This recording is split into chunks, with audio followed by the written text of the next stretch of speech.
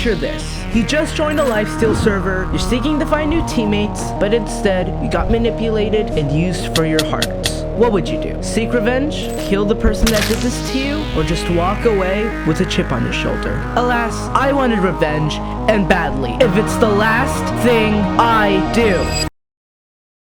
It all started when I joined a server by the name of Skillett, a minehut server just like any other. When I first joined, I was greeted by a lovely red border where fully netherite players stood ominously, including a hacker in the air. The netherite players were waiting to kill anyone who crossed the border. At first, I started asking players if they had any spare armor sets I could have, with of course, no answers. Until I noticed pieces of armor sets and other values just lying on the ground. And so I started picking them up and taking them, hoping to make a full set of diamond armor as fast as possible. Now that's pretty good if I do say so myself. At first, I didn't really have much of a plan, probably just gonna do the good old-fashioned get really OP and stacked and take over the server, just like always. Until a player by the name of Aspect VC had just agreed to giving me armor and tools and potentially a teammate of mine. Why do I feel like I'm gonna get killed? Yeah, this is such a bad idea. I had a grim feeling about him at first, but I pushed the feeling to the side and proceeded to teleport to him. He seemed like a trustworthy person, and I didn't really think anything bad would happen to me. Him giving me stuff is obviously a sign that he's trustworthy, right? I was beginning to think to myself that this couldn't get any worse until he started hitting me and getting me really low. I tried escaping, but I ended up dying to him. I was really angry. The fact that he could just trick me and manipulate me like that fueled my anger. Luckily, I was able to get my stuff without him killing me due to the server having a 10-minute cooldown on heart receiving. I then had a new goal. Stop the man from doing this to me or anyone else. I have to take my opportunity. I have to get my sweet revenge. I wanted to kill the person that thought they had the upper hand on me, and though they might have the tools, better armor, and weapons, I got the brains. My first idea was using crystals, as it's one of the most deadly items in the game, as it can one-shot almost anything, but that brought another problem. Where was I actually gonna get the crystals? I knew this wouldn't cut it, so I went with the next best thing, TNT minecarts. TNT minecarts can be really dangerous, as one can deal a player 3 hearts. That's as much as a diamond sword. If you can cobweb someone, place down a minecart, and fire, you can one-shot almost anyone, ranging from iron armor to even fully enchanted netherite players. One thing I need though is a lot of iron, and that's what I went looking for.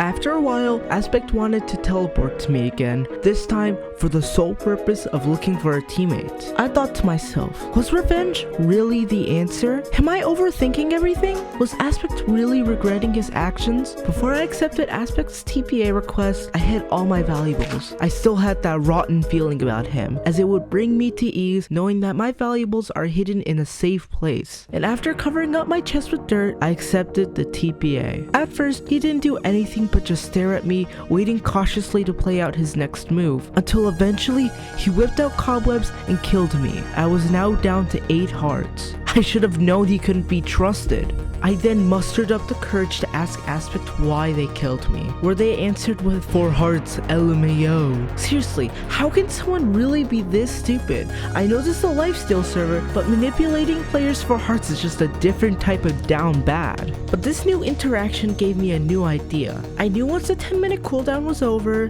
Aspect would come crawling back, trying to encourage me to teleport to him, so that he could gather a new heart out of it. So the next time he would do that, I would take my opportunity to trap and kill him once and for all. But how? I mentioned before how I wanted to use TNT minecarts because of how deadly they were, but just how would I actually be able to lure him into it? That's when it hit me. Cobwebs. If I could use cobwebs just like he did and place a TNT minecart, that just might work.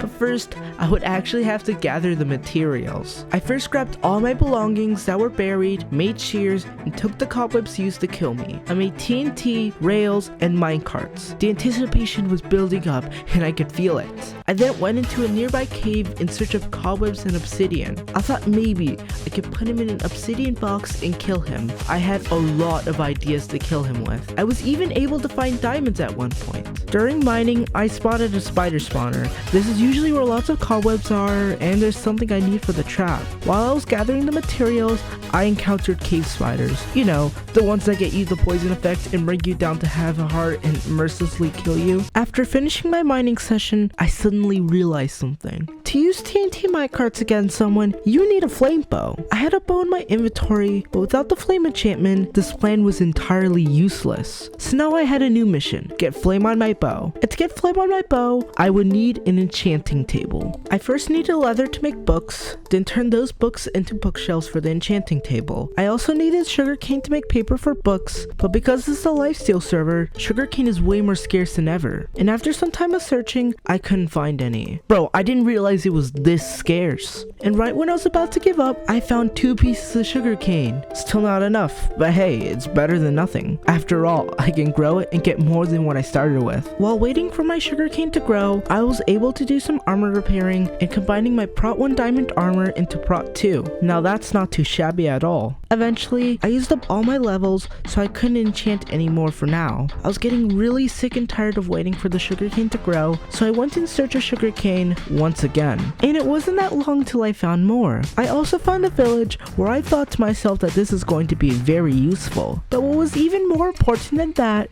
is getting that gosh darn flame enchantment on my bow. Even after all this effort and enchanting, I still couldn't get the enchantment. At this point, I was on an all-time low, as TNT minecarts would be basically useless without the flame to ignite it. Was this all really for nothing? While pondering my thoughts, I went to spawn, desperately hoping to maybe find a bow on the ground, but sadly, nothing. I wanted to take out my anger on a player that wanted to PvP me on the other side of the line, just to clear my head, of course. What could possibly go wrong? While fighting, a player with a punch bow shot me into a pit, where I fell and was easily picked off and killed soon after. I quickly went and took all my belongings, but sadly, my killer took my items for the trap. I felt hopeless about the plan. I thought this idea went into waste. I thought this was the end. Or is it? And if you enjoyed watching this video, consider watching other videos of mine, cause trust me, they're worth it. Subscribe!